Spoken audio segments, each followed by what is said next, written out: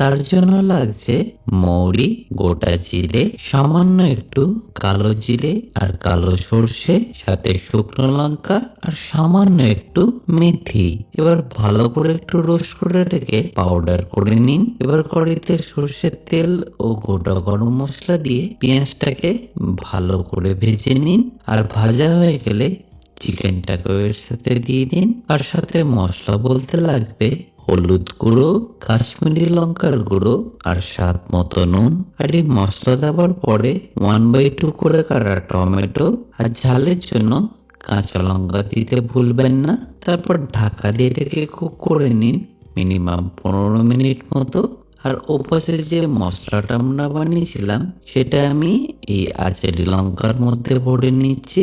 তারপর 15 মিনিট পরে ঢাকাটা খুলে নিয়ে টমেটোর যে খোলাগুলো আছে সেগুলোকে আপনাদের ফেলে দিতে হবে। আর তারপরেই দেখবেন টমেটোটা প্রায় আস্তে আস্তে গলতে শুরু করেছে। এবার ফাইনালি এখানে দিয়ে দিন আদা রসুন বাটা ও আচারি মশলা, যেটা আমরা আগে থেকে বানিয়ে রেখেছিলাম। আর সাথে দিয়ে দিন আচারি লঙ্কাগুলো। আর আচারের ফ্লেভারটা একটু স্ট্রং করার জন্য আমি এখানে একটু টক আমের আচার পেস্ট করে দিয়ে দিচ্ছি। আর সবশেষে এটাকে ফিনিশ করুন আচার